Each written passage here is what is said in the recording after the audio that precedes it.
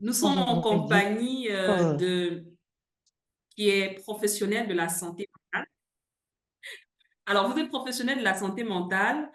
oui, Bienvenue. merci. Merci Edith. Merci à D'accord. Régine Est-ce Co. que vous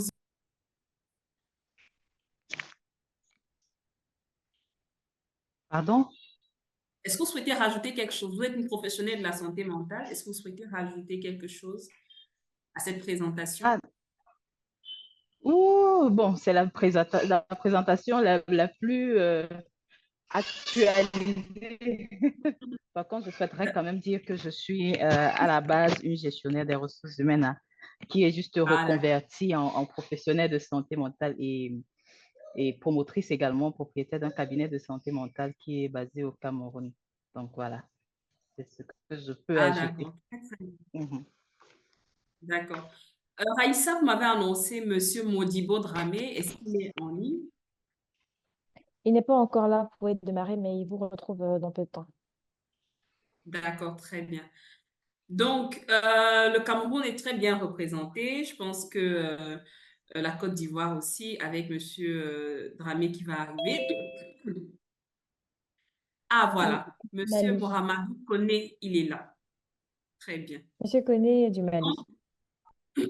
Donc, Monsieur Mohamedou Koné est du Mali. C'est un médecin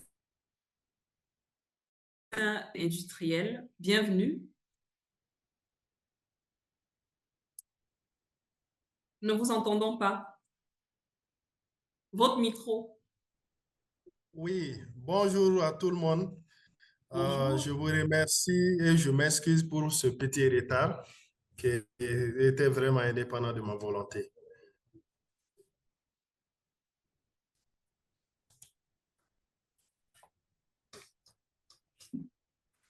La communication était hachée. Est-ce que vous pouvez reprendre, s'il vous plaît? Vous disiez? Ok, je dis bonjour, vous m'entendez? Oui, oui, très bien. Ok, donc je salue tout le monde et je m'excuse pour ce petit retard indépendant de ma volonté. D'accord, très bien. Vous êtes pardonné. Alors, le thème de notre panel, c'est pardon, le sport, santé, une opportunité pour repenser les relations au travail. Je suis moi-même Edith Nkenholt, je suis expert marketing et directrice générale du cabinet Univers Interne.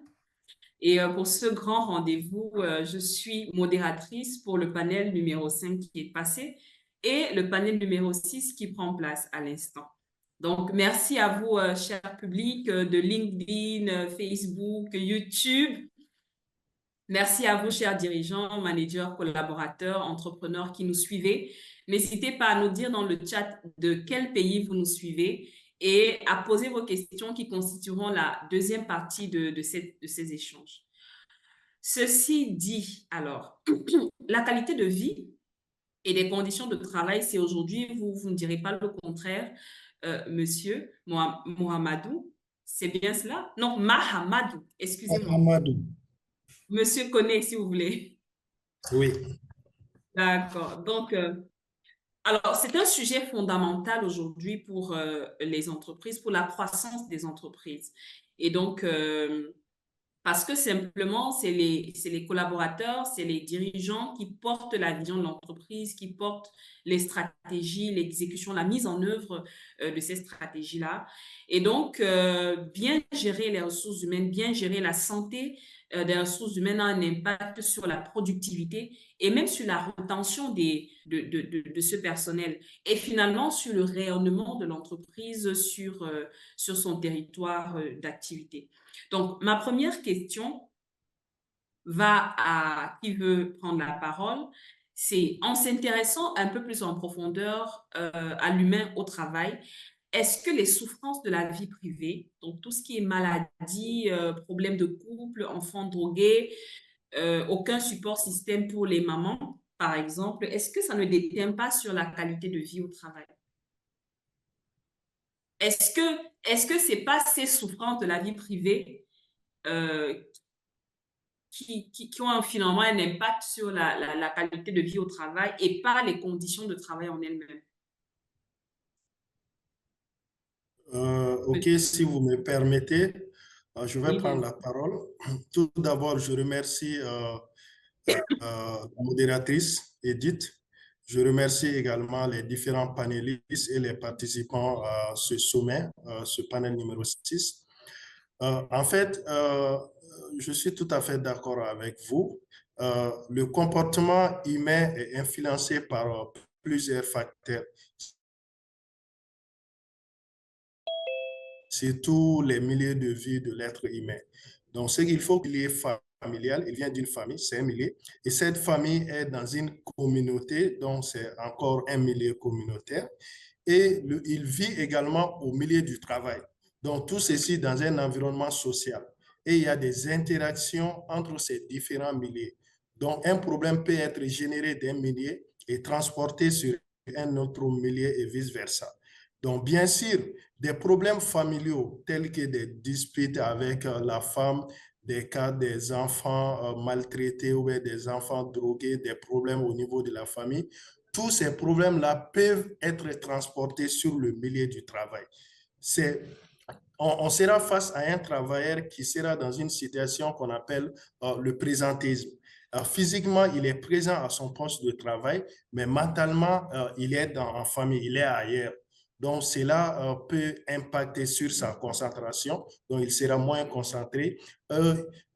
Généralement, c'est des travailleurs qui vont faire plus d'erreurs, surtout si c'est des travailleurs qui doivent prendre des décisions, donc ce sont des décisions qui seront le plus souvent erronées, ou bien des travailleurs qui sont dans les postes de sécurité, tels que la conduite des engins lourds ou la commande de certaines machines dangereuses. Donc, ces travailleurs peuvent être victimes des accidents du travail tout simplement par inattention parce que l'esprit est ailleurs. L'esprit est occupé par les problèmes familiaux.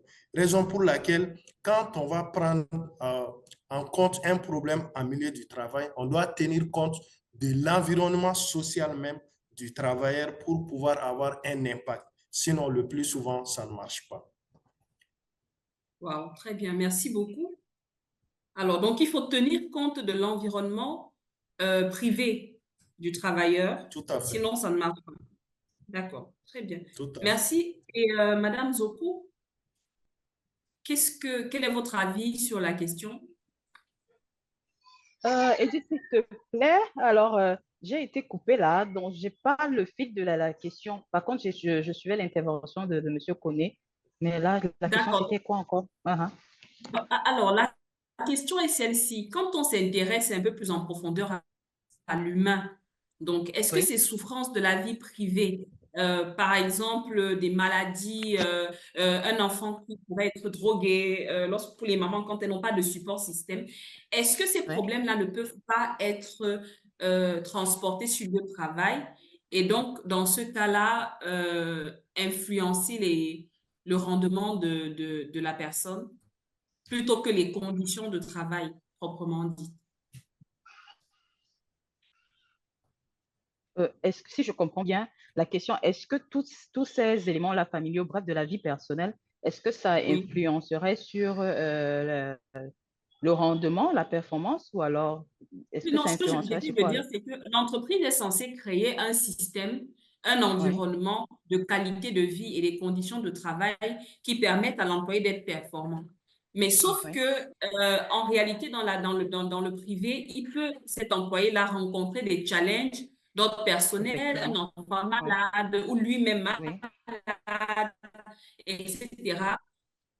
Est-ce que, voilà, est-ce que ça ne déteint pas sur sa capacité à performer au travail, plutôt OK, que sur la les conditions de performance, travail en d'accord. elles-mêmes? Mhm. Ah, d'accord, d'accord. Oui, effectivement, merci pour cette question. Effectivement, ça peut déteindre sur Mhm. la qualité de son travail ou alors de son rendement ou alors même de sa performance. Mais je souhaiterais nuancer quand même dans le sens où ça dépend du type d'employé, de sa position. On a les managers et on a les collaborateurs. Les managers, par exemple, eux, puisqu'ils sont assez avertis sur l'équilibre vie professionnelle, vie privée, ils sont assez avertis leur, sur les enjeux. Ils savent pouvoir enfin, la plupart du temps, essayer d'éteindre ou alors de supporter ce qu'ils peuvent vivre dans la vie personnelle, supporter même la maladie qu'ils peuvent traverser, faire assez d'efforts pour pouvoir être assez équilibré ou alors pouvoir atteindre le rendement en entreprise. Par contre, ceux qui sont en position de collaboration, dans les collaborateurs, c'est là-bas, c'est à ce niveau que j'ai envie de dire, aussitôt qu'ils font face au challenge, en général, ils laissent tomber un peu les enjeux et se laissent aller par les situations ou alors les souffrances qu'ils peuvent traverser dans leur vie personnelle ou bien dans leur vie intérieure. Donc, pour me faire mieux comprendre, pour répondre à la question, il faut se dire à qui est-ce qu'on a affaire? Est-ce que c'est un manager? Est-ce qu'il est l'employé en position de management ou alors pas? Si c'est un manager, les situations personnelles ou alors les souffrances personnelles, il peut mieux les gérer. Et ces situations peuvent ne pas déteindre sur le rendement, la performance professionnelle. Mais si ce n'est pas un manager, c'est un collaborateur en général et d'expérience que moi j'ai vu quand je travaillais pour quelqu'un, enfin pour des entreprises, et quand je travaille même avec des personnes maintenant au cabinet, ceux qui ne sont pas managers, vraiment, ils se laissent vite aller et ça se voit dans leur performance en entreprise. Donc, voilà la J'aimerais nuance que je voulais savoir, faire. est-ce que justement, c'est pas cette nuance-là qui crée des troubles psychologiques comme le burn-out et le stress, etc. C'est-à-dire que quand on pense que parce qu'il est manager, il a la capacité de porter tout sur lui, ou alors de mettre un segment entre sa vie privée et sa vie professionnelle. Est-ce que quelque part, Bonjour. c'est pas... Et si j'ai envie de dire, tôt ou tard, que ce soit l'un, que ce soit l'autre, tombera dans le burn-out en question. Tôt ou tard. Oui, tôt ou tard. Donc, le manager aura beau supporter, cacher cela, ne pas faire voir cela aux collaborateurs, porter les objectifs, etc., encourager les équipes. Mais un jour, il tombera. Et le collaborateur qui laisse vite voir ses souffrances, ses difficultés familiales, sa santé qui ne va pas bien, lui aussi, peut-être tôt, il tombera. Mais dans tous les cas, les deux tomberont. Mais quand même, j'ai envie de dire, la réaction immédiate, les managers supportent parce qu'ils se disent il y a la conscience des objectifs à atteindre, des résultats à atteindre, etc. Donc, ils supportent un peu plus. Mais bon, le collaborateur, c'est pas ça, quoi. Il laisse vite passer, il te dit, c'est pas mon entreprise, hein, c'est pas l'entreprise de mon coach, donc pourquoi est-ce que je souffrirais? D'accord. Donc, ce que je retiens de cette première question, c'est que il faut tenir compte de l'environnement du travail du collaborateur parce que finalement, ça influence la performance en entreprise pour pouvoir créer des conditions de travail qui sont pertinentes. Et puis, deuxièmement, c'est plutôt de vraiment faire la différence entre les managers et les collaborateurs qui ont une capacité à accueillir le stress ou alors les enjeux et les objectifs à atteindre de façon vraiment différente. Voilà. Donc, ma deuxième question, vous savez, Monsieur Dramé attend un heureux événement. Donc, nous allons quand même partager les questions entre nous. C'est les conflits qui sont inévitables quand on tient compte de la personnalité de chaque employé et les intérêts professionnels des personnes qui peuvent être divergentes et du niveau même de développement. Ça influence forcément le climat social. Quel pourrait être le rôle du sport dans ce contexte-là? Donc, les OK. conflits, je disais, les conflits sont inévitables. Voilà. Donc, compte tenu de la personnalité des gens, compte tenu des intérêts des personnes qui travaillent, des collaborateurs, quel peut être l'apport du sport dans ce contexte-là? OK. Le panéliste qui heureusement, ou je n'ai pas envie de dire malheureusement, ne peut pas être là, il est professionnel de sport, c'est ça? Oui, oui. Oh là, c'est une question qui est typiquement adressée à son profil. Oh là là. Peut-être Monsieur Koné a un avis à dire, à donner? Oui, effectivement. Avant de donner l'avis par rapport à cette question, permettez-moi, en tant que médecin du travail, de répondre un peu sur l'intervention de ma collègue. En fait, on surestime, pour moi, on surestime un peu la puissance ou la capacité de résistance psychologique des managers. Et d'ailleurs, c'est ce qui est à la base le plus souvent des cas de suicide plus élevés chez les managers. Parce qu'on pense que les managers peuvent plus supporter le stress, peuvent plus supporter des violences.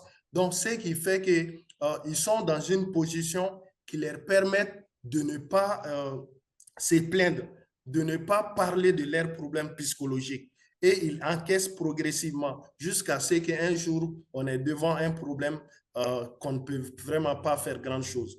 Donc, pour moi, que ce soit manager, que ce soit les autres collaborateurs, nous sommes tous des humains et nous devrons mettre en place un système de protection de la santé mentale qui va prendre en compte tous les profils des travailleurs sur le milieu du travail.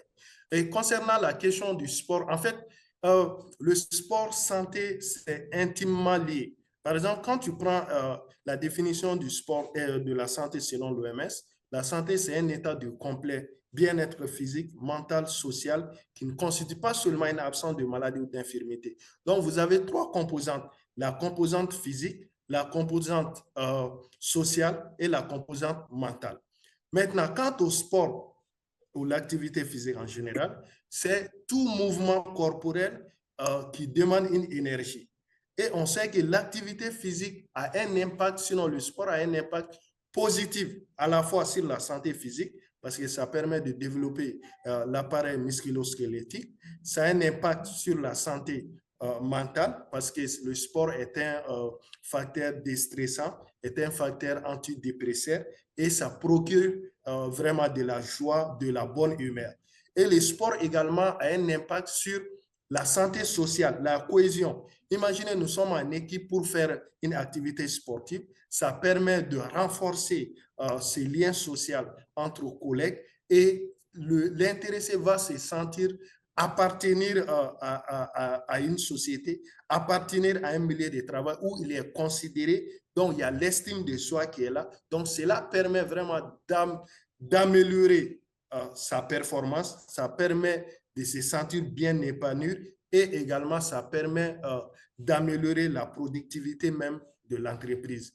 Et d'ailleurs, ça doit être une des actions phares que les employeurs doivent mettre en place pour vraiment booster la capacité à la fois physique, intellectuelle et sociale de ses collaborateurs. Wow, très, très bien, merci. En tout cas, ce que je retiens de cette première partie, c'est que les entreprises gagneraient à mettre en place un système qui protège la santé mentale, que ce soit des collaborateurs, que ce soit des managers. Et puis, le sport aussi est très, très intéressant, non seulement pour la santé du collaborateur, du manager, mais également pour la cohésion sociale de l'entreprise. Donc, la prochaine question, ce sera de savoir, donc, dans plusieurs bâtiments... Edith? Oui, oui, oui, oui, Edith?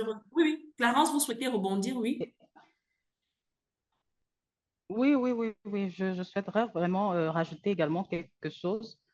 Il y a quelque chose sur le plan mental qu'on appelle l'énergie mentale.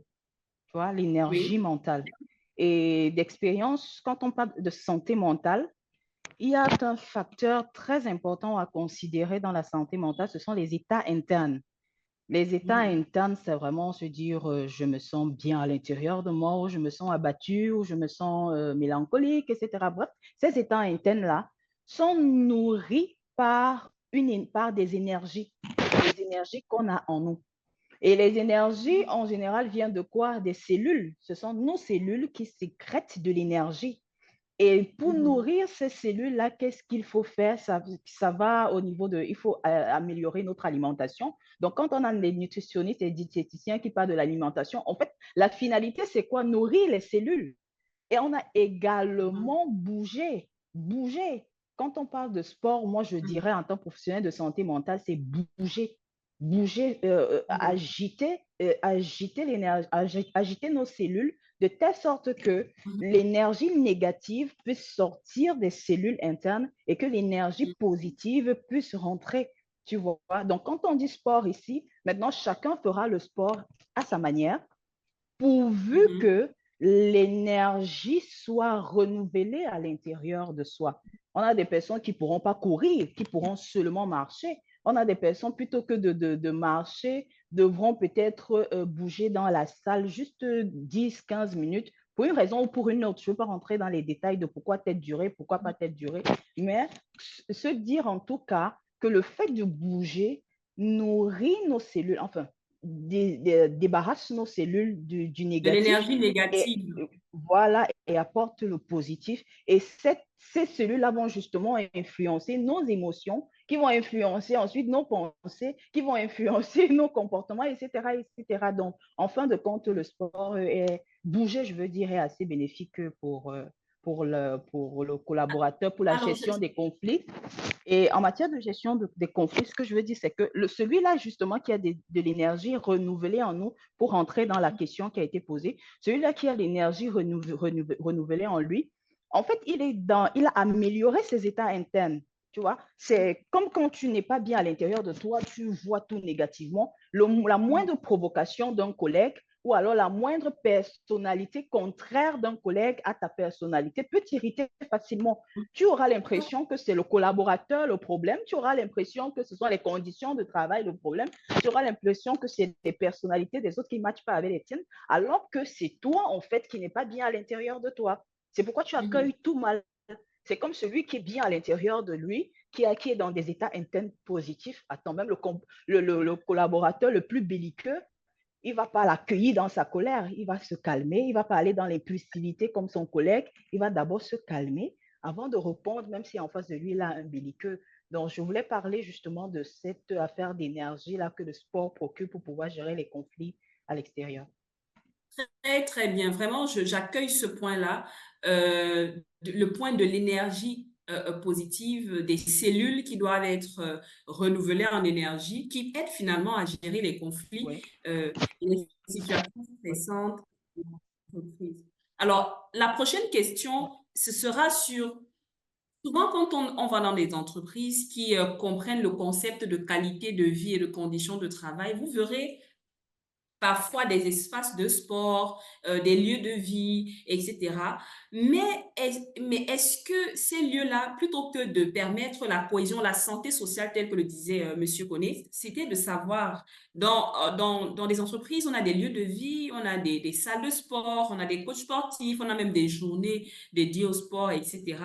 Ou même au bouger, tel que la dame le disait. J'aimerais savoir, est-ce que ces lieux de vie-là sont véritablement efficaces? Est-ce qu'ils n'accentuent pas le clivage hiérarchique? Est-ce que les dirigeants, les cadres se mélangent aux collaborateurs? Est-ce que c'est vraiment des lieux qui permettent une santé sociale? Voilà ma question. Monsieur Koné? OK. Euh, merci. En fait, les lieux de loisirs, les lieux de sport sur le lieu, en milieu du travail est très, très important. Et en fait, l'objectif, c'est surtout la cohésion sociale pour permettre que le dirigeant et le dirigeant travailleur puissent se mélanger et faire cette activité-là ensemble. Qu'on ne sent pas qui est dirigeant, qui est collaborateur, qui est autre. C'est ça l'objectif. Et c'est ce que ça doit permettre. Si ça ne permet pas ça, ça c'est un problème. Maintenant, ce qu'il faut comprendre, toute action en milieu du travail, il faut l'implication et la participation des travailleurs. Si vous décidez de mettre en place un espace de sport, de loisirs en milieu du travail, il faudra informer d'abord les travailleurs sur pourquoi on veut mettre cet espace-là sur place et qu'est-ce que ça va aboutir, quels sont les objectifs qui sont visés. Et maintenant, impliquer ces travailleurs même dans quel sport, quel type de sport ou quel type d'activité physique on veut réellement mettre en place. Si en amont, ce travail est fait, le plus souvent, il y a l'adhésion des travailleurs et il n'y a pas de problème. Mais si tel n'est pas le cas, que c'est une décision comment dire, verticale qui quitte en haut et descend et s'impose aux travailleurs, l'objectif ne sera pas atteint. Et d'ailleurs, c'est ce qui peut expliquer un peu la réticence de certains à participer à ces activités-là. Mais moi, je pense que c'est à l'employeur, au premier responsable, d'être un leader. Ça veut dire quoi? Quand tu dis aux gens de venir faire le sport ou bien de marcher, il faut être le premier sur place. Il faut être le premier à donner l'exemple. Un leader, c'est celui qui donne l'exemple. Et quand le premier responsable de l'entreprise donne l'exemple, j'en suis sûr que les autres vont suivre.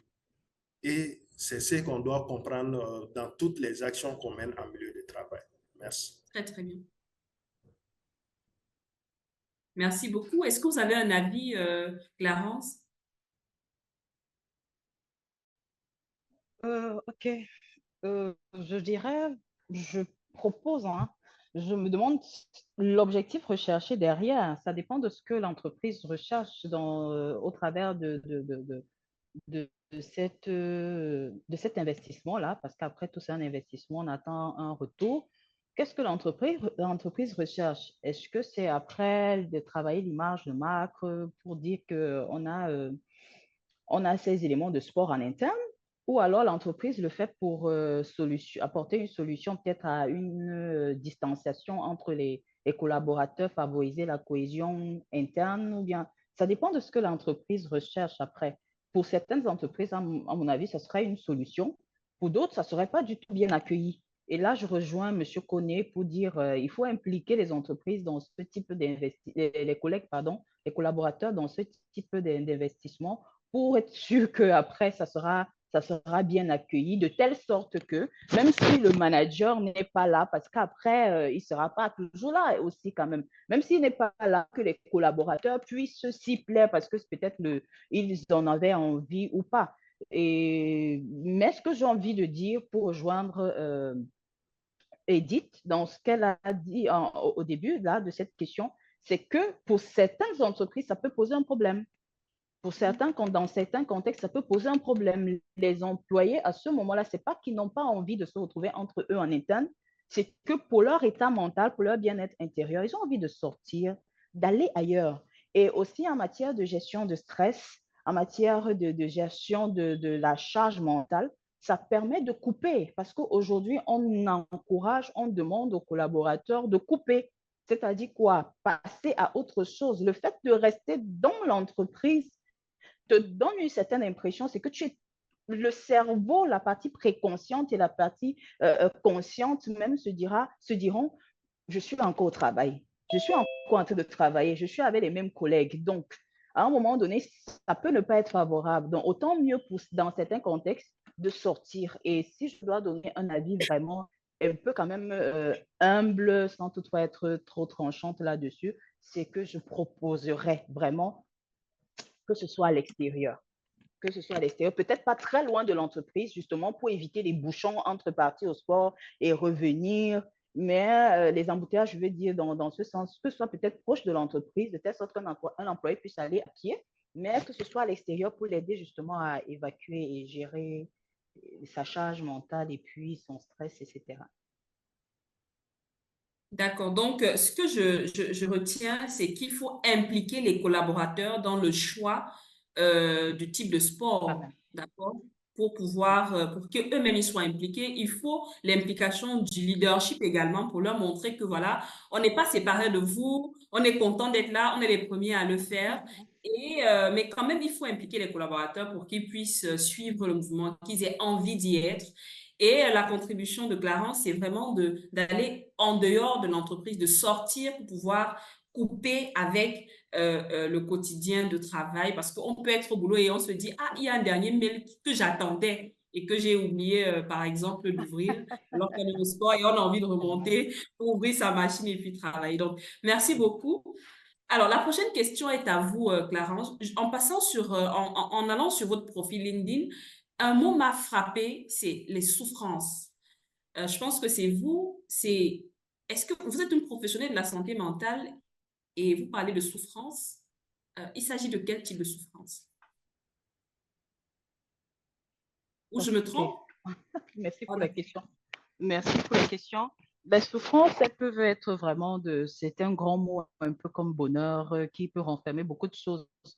Euh, En matière de santé mentale, quand on parle de souffrance, surtout à mon niveau, au niveau du cabinet de santé mentale, il y a des souffrances. Quand on parle de souffrance, on ne parle pas des souffrances physiques, non, pas cela. On parle non plus des souffrances liées aux pathologies mentales, parce que ce qu'il faut savoir aussi, c'est qu'en santé mentale, il faut toujours savoir quel est le professionnel qu'on a en face. C'est un professionnel du bien-être ou c'est un professionnel des pathologies mentales. Donc, dans la santé mentale, il y a ces deux éléments-là, le bien-être et les pathologies mentales. Donc, le professionnel de santé mentale en question, il est de quel côté? Moi, je suis du côté du bien-être intérieur et du bien-être professionnel. Et ceux qui sont dans les pathologies mentales sont les psychiatres et associés. OK? Donc, les deux professionnels se valent, mais ne gèrent pas les mêmes choses. Donc, quand on parle de souffrance, on est justement ici, au niveau des souffrances qui sont vraiment le synonyme de ces souffrances-là, c'est mal-être. Mal-être intérieur, mal-être professionnel. Les souffrances, dans ce sens, c'est vraiment tous ces états internes-là qui sont d'origine diversifiée et qui, justement, si on ne les règle pas, et en général, on ne les règle pas, on accuse les relations de travail, on accuse les conditions de travail, on accuse la rémunération, on accuse le manager qui n'est pas bon, on accuse l'entreprise qui n'est pas bonne, etc., etc. Pourtant, on a des mal-être en nous qu'on n'a pas réglés. Et ça peut être aussi des mal-être. J'ai envie de dire, les mal-être se définissent dans le temps. Il y a des mal-être passés, des mal-être présents, des mal-être à venir, des mal-être qui viendront si on ne fait pas quelque chose. Dans les souffrances, on veut dire, sont les états de mal-être qui ont besoin d'être réglés. Les causes de ces mal-être-là sont, comme je le disais, ça peut venir de la situation familiale, ça peut venir de soi-même, notre identité, la perte de repères, ça peut venir du fait qu'on ne se sente pas bien dans le contenu de notre emploi actuellement. Il faudrait bien qu'on y réfléchisse comment faire pour se plaire dans l'emploi actuel ou alors changer complètement. Ça peut être des mal-être, on en voit les divorces, la gestion des divorces dans les foyers. On n'arrive pas à gérer cela avec le conjoint, ça crée un mal-être. Donc, des mal-être de plusieurs origines, mais qui peuvent avoir des répercussions graves, puisqu'on parle ici là, des relations au travail, justement des répercussions même dans les relations au travail. Donc, ça ne sera pas l'entreprise qui n'est pas en train de mettre vraiment des conditions de travail favorables, etc. Ça sera pas, le problème ne sera pas l'entreprise, non. Oui, l'entreprise, elle est, on a envie de dire, il n'y a pas une meilleure entreprise. Hein. Toutes les entreprises qui mettent en place des ceci, des cela, ont toujours quelque chose qui peuvent être à l'origine qui peuvent être à l'origine du départ d'un employé. Mais ces mal-être en nous qu'on ne règle pas, en général, ce sont ces mal-être-là qui nous poussent justement à partir ou alors à crier sur un collaborateur, etc. en Et matière la de question relations. que j'aimerais poser justement à la suite de cette réponse, Oui. c'est comment est-ce qu'on identifie que quelqu'un est en situation de mal-être interne et que c'est pas plutôt les OK. conditions de travail, etc. Qu'est-ce qui est le signal? Comment les autres collègues OK. peuvent Le découvrir signal, que c'est vous à deux niveaux. avez des problèmes? Comment le manager peut découvrir que vous avez un problème? Comment on fait? D'accord. Là, la question, là maintenant, je crois que c'est au deuxième niveau, comment les autres peuvent percevoir. Parce que nous-mêmes, on peut déjà percevoir cela. Donc, si c'est lié à l'autre, comment l'autre peut percevoir cela, c'est vraiment en général au niveau des émotions. En général, ce sont les émotions. Les émotions sont un peu des traîtres. Les émotions sont un peu des traîtres. Des personnes tu changes d'attitude, tu changes tu quittes de la joie à la colère comme ça. Tu es intolérant en matière d'intelligence émotionnelle. Tu ne supportes pas les remarques, les feedbacks, vraiment ces réactions-là. Les émotions comportementales, parce que les émotions, après, ce n'est pas que rire ou bien froisser le visage, il y a également les actions qui suivent ces émotions-là. Mais il y a également le côté, en dehors des émotions, il y a les pathologies psychosomatiques. Tu vois, à l'extérieur, tu as aujourd'hui, on a quoi? Les troubles musculo-squelettiques, les mal de dos, les rhumes, les grippes, etc., qui sont, je crois, en période de Covid, on accusait assez le Covid, par exemple, d'être responsable d'un certain nombre de choses, mais j'ai envie de dire, c'était pas toujours le Covid. Donc, on a aujourd'hui les cancers, nous sommes en quoi? Octobre rose. Les cancers qui ne viennent pas toujours de ce qu'on pense, mais qui viennent de ces maladies. Donc, autant de maladies, autant de soupçons de mal-être. autant de tensions internes, autant de soupçons de voir, autant de changements d'attitude, en général, tu étais quelqu'un d'assez sereine, subitement, tu deviens une personne très, très joyeuse. C'est soupçonnable. Et de l'autre côté, il y a également on a aussi envie de dire que les entreprises ne peuvent pas toujours tout apprécier. Vous m'entendez là? Les entreprises ne peuvent pas toujours tout apprécier. Donc, il y a des personnes qui savent, là, ça renvoie vraiment aux personnalités, il y a des personnes qui savent assez masquer les choses. Et on parlait des managers qui masquent les difficultés, les souffrances de leur vie jusqu'au jour où on entend suicide, jusqu'au jour où on entend burn-out, jusqu'au jour où on entend dépression.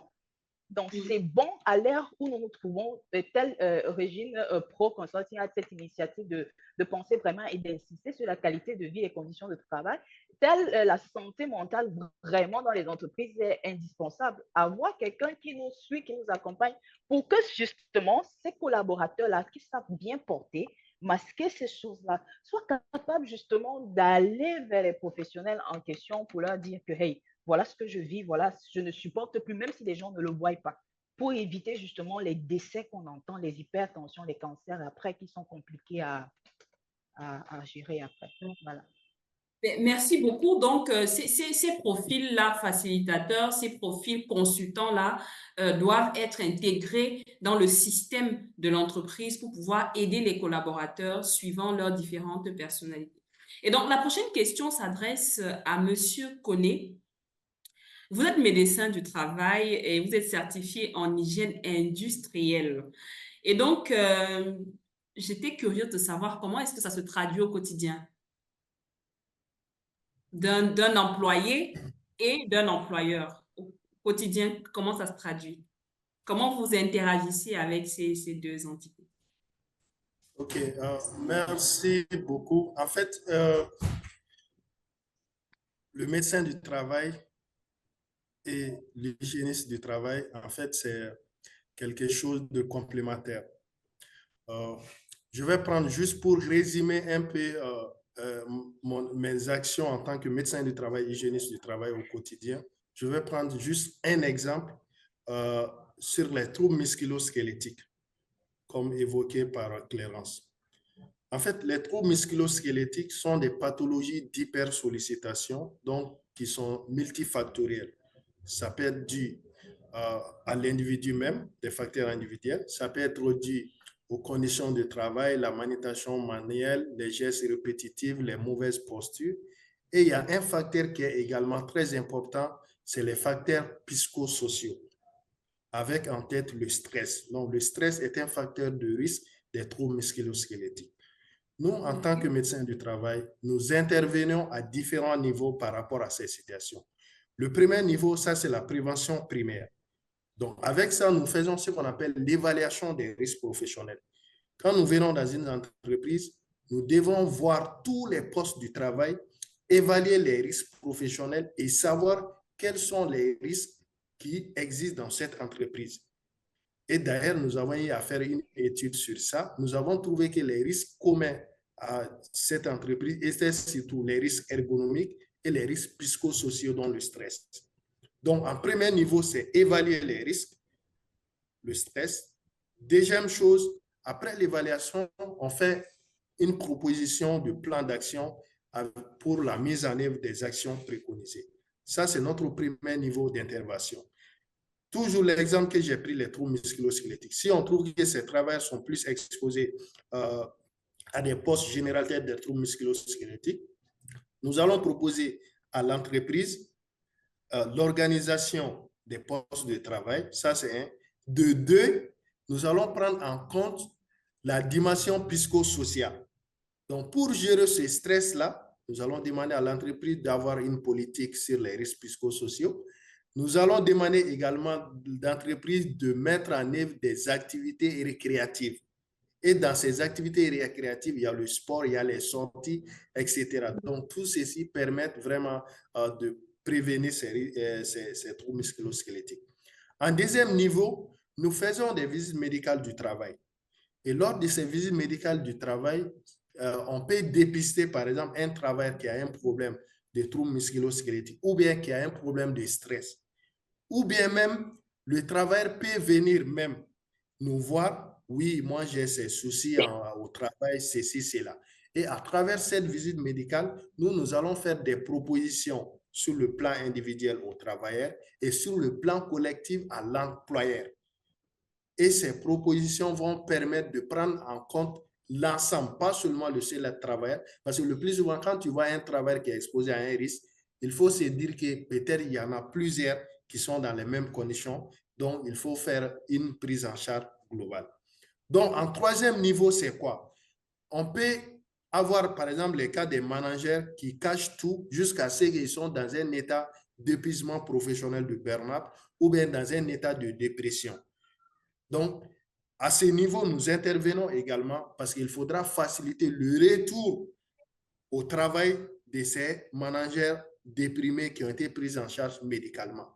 Donc, cela nécessite de donner des conseils par rapport à l'organisation du travail, de donner également des consignes par rapport même aux facteurs qui ont été responsables des problèmes évoqués. Donc, en quelque sorte, c'est notre quotidien de tous les jours pour pouvoir améliorer à la fois la santé physique, la santé mentale et la santé sociale des travailleurs et par conséquent, améliorer la productivité de l'entreprise. Wow! Donc, si je résume bien, c'est premièrement, vous évaluez les risques liés à l'activité. Deuxièmement, vous créez, vous proposez des activités récréatives dans lesquelles on peut trouver du sport. Et puis, troisièmement, les visites médicales vous permettent donc d'entrer en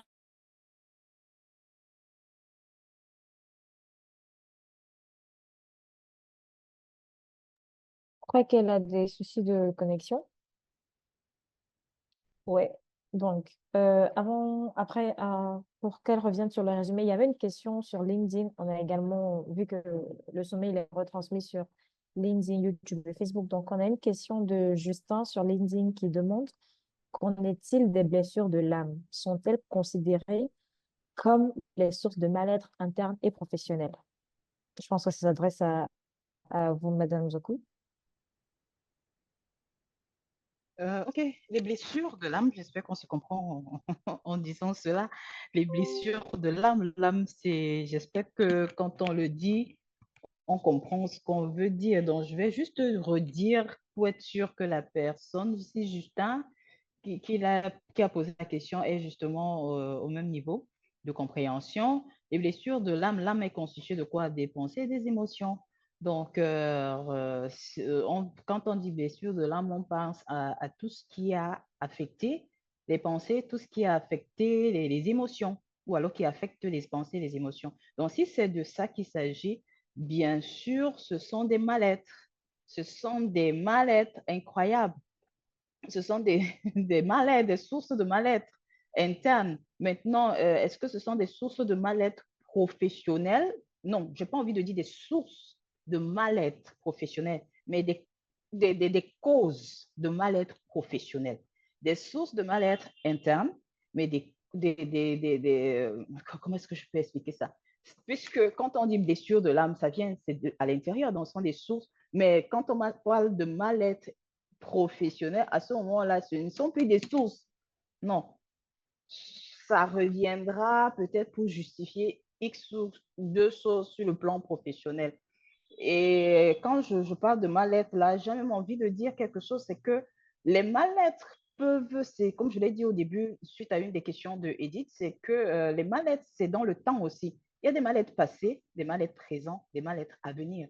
Quand on parle de blessures de l'âme, en général, ce sont des mal-être passés. Donc, c'est-à-dire qui ont eu qui sont arrivés, qui sont là depuis le passé, mais qui n'ont pas encore été réglés. Ce n'est pas comme un mal-être futur, comme quand tu prépares ton entretien d'embauche, où tu as des états internes qui s'emballent parce que tu paniques, tu ne sais pas comment tu vas gérer le recruteur en face de toi, etc. C'est ça, c'est un mal-être à venir. Mais les blessures de l'âme, c'est le passé, hein, mais qui te suit jusqu'à aujourd'hui. Et à ce moment-là, justement, ça a des répercussions sur tes états internes aujourd'hui sur tes façons de penser, sur tes façons d'agir, etc. Et sur le plan professionnel, ça peut causer des dommages maintenant, lesquels à chacun, et voilà quoi. J'espère que j'ai dit quelque chose qui pourrait répondre à sa question.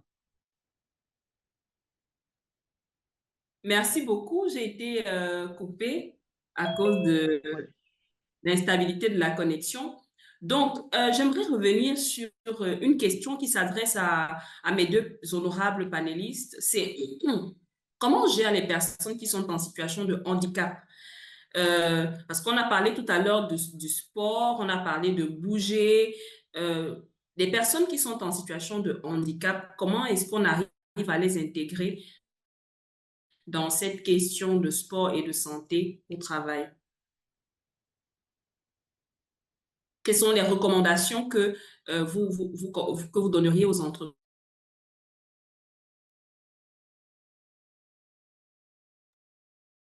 Donc, je peux y aller, je peux vous pour prendre intégrer Gaëtan. cette population? Ok. Edith, avant Allô? de réagir, je Allô? souhaiterais savoir, quand on parle de handicap, oui, moi Oui, j'entends bien. oui, oui, ok, je t'écoute. Oui, vas-y, Ok, oui. quand on parle de handicap, là, dans cette question, c'est handicap quoi? Handicap physique ou alors handicap Physique, mental ou alors les deux? De physique, quel handicap on physique, parle? physique Physique? d'abord. Oui.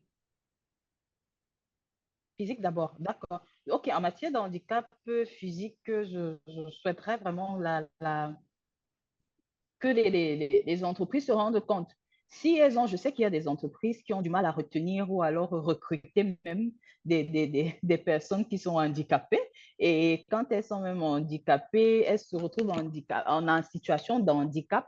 Étant dans l'entreprise, elles essayent par plusieurs moyens de les faire partir, malheureusement. Mais si les entreprises considèrent justement effectivement ces personnes comme des personnes à part entière, ça veut dire là le changement revient à l'entreprise. L'ajustement revient à l'entreprise de se rendre compte qu'il faut bien être bienveillant vis-à-vis de ces personnes, améliorer leur vie. Les mesures que l'entreprise peut prendre, c'est en matière de sport, il y a des sports pour des personnes en déficience ou alors qui ont des manquements physiques et se renseigner par rapport à cela parce qu'après tout, elles peuvent aussi faire du sport. Et voilà quoi. Maintenant, monsieur connaît, je pense qu'il pourrait avoir des réponses un peu plus larges que les Nous miennes sommes à tout ce sujet. oui, monsieur Conny. Ouais. Ok, merci beaucoup. Je suis tout à fait d'accord avec toi, Clarence. En fait, c'est très important.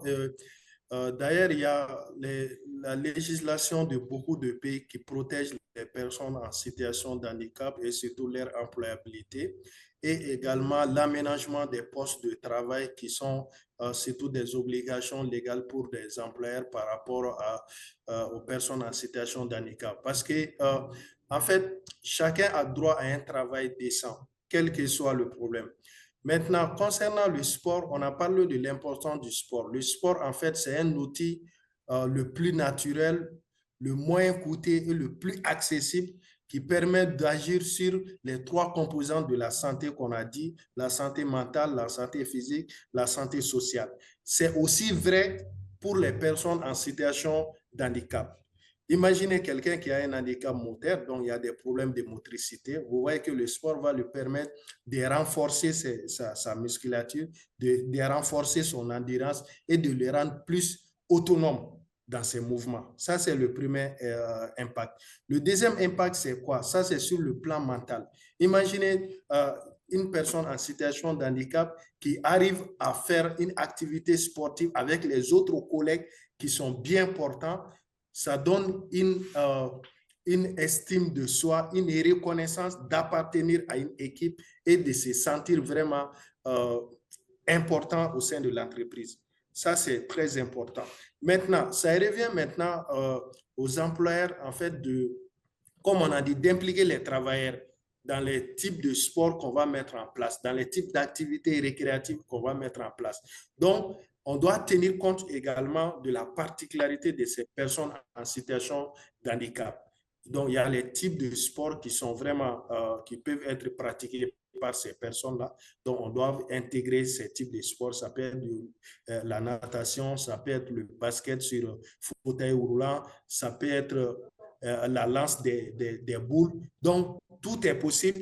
Il faudra les impliquer, les considérer comme des travailleurs à part entière. Parce que ce qu'on doit comprendre, depuis juin 2022, un milieu de travail sûr et salubre est devenu un droit fondamental pour tous les travailleurs. Donc, il n'y a plus question de discrimination. Toutes les actions qui doivent être mises en place doivent être profitables à tous les types de travailleurs présents sur le milieu du travail. Donc, les employeurs sont interpellés à ce niveau. D'ailleurs, nous, en tant que médecins du travail, quand on va faire, par exemple, la visite médicale d'une personne avec, en situation de handicap, nous, on va voir quelles sont les conditions de travail, quels sont ses postes, il travaille sur quel outil. Donc, on fait tout, fait des propositions pour qu'on puisse avoir une adaptation de son poste de travail et de ses outils de travail pour qu'il puisse travailler, s'épanouir, se sentir vraiment, comment dirais-je, performant, se sentir valeureux pour la réussite et l'avancement de l'entreprise. Merci.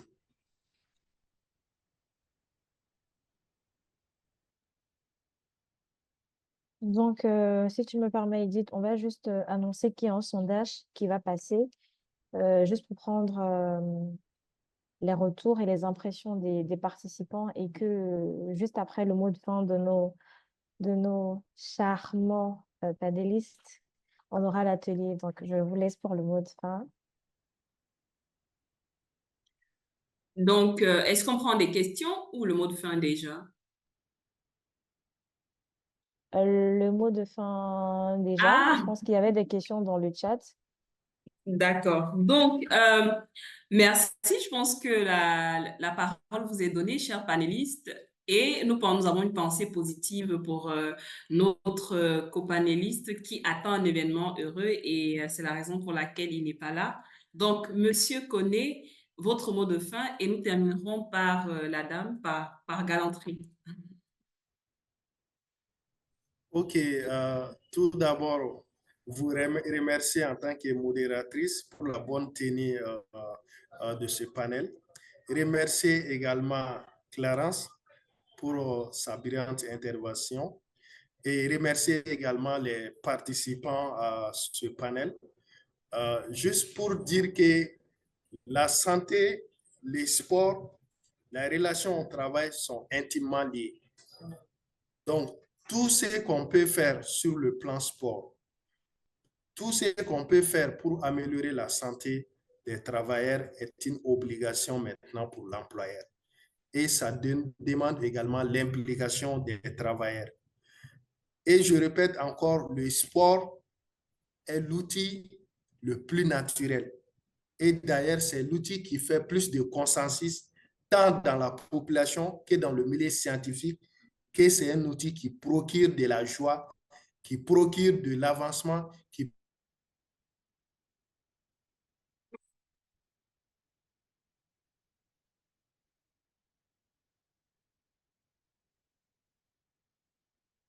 Alors, nous avons un souci de connexion chez Monsieur Koné. Est-ce que vous nous entendez?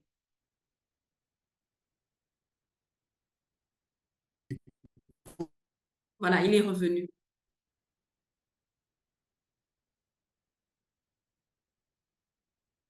Monsieur Koné?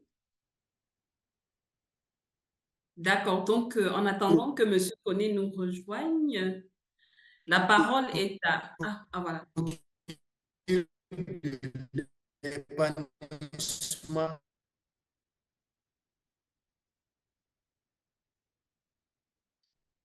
Alors, on a un réel souci de connexion.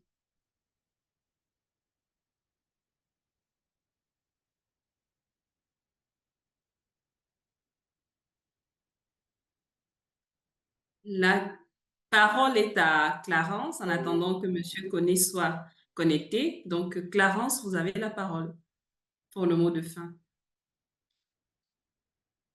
OK. Ok, voilà, il a dû partir. Effectivement, vraiment, je me réjouis de ce type d'initiative et bravo encore à l'équipe Régine Pro Consulting et bravo d'impliquer d'autres professionnels connexes qui peuvent donner leur mot. Et Monsieur Koné est revenu. Là, je crois, je ne sais pas, est-ce qu'il va prendre la Ah, parole? Monsieur Koné, s'il vous plaît, vous pouvez Oui, reprendre la toutes mes parole. excuses. Oui, un problème de connexion. En fait, pour résumer, je dis que le sport est l'outil le plus naturel, le plus accessible, le moins coûteux. Et ça fait l'unanimité au sein de la population et aussi en milieu scientifique, que ça procure de la joie, ça procure du bien-être au travail. Donc, un travailleur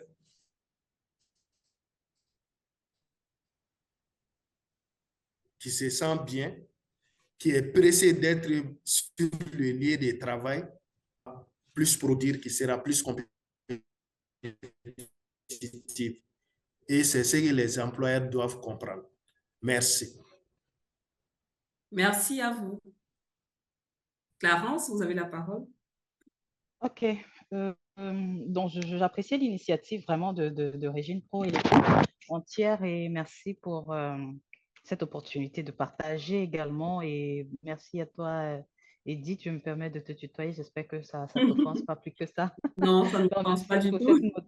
merci vraiment pour cette modération assez concise, c'est pas toujours cela, hein, vraiment. Et bonjour à Raïssa, je crois qu'on a assez échangé toutes les deux. Ok, pour comme mot de fin, je dirais vraiment, euh, je vais porter la casquette de professionnel de santé mentale pour parler, pour dire Mm. qu'on a assez accusé les conditions de travail. Et j'ai l'impression que c'est un chantier qu'on n'arrête pas de mener, un combat qu'on n'arrête pas de mener, les conditions de travail, oui, c'est vrai. J'ai fait assez d'entreprises quand même et j'ai envie de dire les meilleures entreprises qu'on apprécie à l'extérieur, vraiment quand tu y entrais, tu disais mince, donc c'est comme ça à l'intérieur. Pour dire quoi? Les organisations, la perfection, on en recherche encore. On cherche la perfection là, mais je ne sais pas si on arrivera à une entreprise parfaite et qui plaira à un employé entièrement. Or, cependant, il y a des choses à l'intérieur de nous qu'on ne règle pas. Et pourquoi on ne prend pas le temps de les régler? Aujourd'hui, on accuse les managers. On veut un manager parfait, un manager compréhensif, un manager qui va faire ci ou ça pour qu'on soit au meilleur de notre performance. Mais nous-mêmes, on ne se regarde pas. Donc, assez de victimisation comme ça, assez de regard sur l'autre. L'autre, c'est-à-dire quoi? L'environnement de travail, les collègues, le manager, etc., l'entreprise. Non, assez de regard. J'ai envie de dire, à un moment donné, regardons à nous-mêmes. Regardons à nous-mêmes. Prenons le temps avec nous-mêmes de régler tout ce qu'il y a à régler. On verra qu'on sera même dans l'entreprise la plus imparfaite. On se sentira bien à l'intérieur de nous parce que pour se sentir bien à l'extérieur, il faut qu'on se sente bien à l'intérieur de nous. Donc voilà mon mot de fin, je dirais, oui, conditions de travail, oui, relations de travail, mais les relations de travail n'affectent pas toujours la santé mentale des collaborateurs. Par contre, la santé mentale, l'état de santé mentale d'un collaborateur peut affecter justement ces relations de travail. Donc, revenons à l'intérieur de nous et maintenant, les entreprises, n'essayez pas de tout gérer vous-même, vous ne pourrez pas. Si tu es une entreprise du secteur banquier, attends, tu as le domaine bancaire est ta principale activité. Dans les choses comme la santé mentale des collaborateurs, les gestions des conflits, tout ça, là, ne cherche pas à régler ça toi-même. Donc, associe justement ces partenaires, ces facilitateurs-là. Ce n'est pas une perte financière, non, au contraire. Tu réduirais tes temps de formation, les formations que tu engages des collaborateurs qui partent après les formations, un mois après, ils ont oublié tout ce qu'on leur a dit là-bas. Tu gagneras en recrutement. Tu investiras. L'investissement en l'homme pour l'homme est meilleur que l'investissement en l'homme pour l'intérêt de l'entreprise. Donc, voilà, c'est tout ce que je pourrais dire. Et merci encore à tout le monde. Merci à M. Koné pour Merci. vraiment. Merci beaucoup. J'ai juste envie d'applaudir pour mes brillants panélistes. Merci pour vos contributions. Alors, moi, je repars avec quelque chose, c'est qu'il faut que quel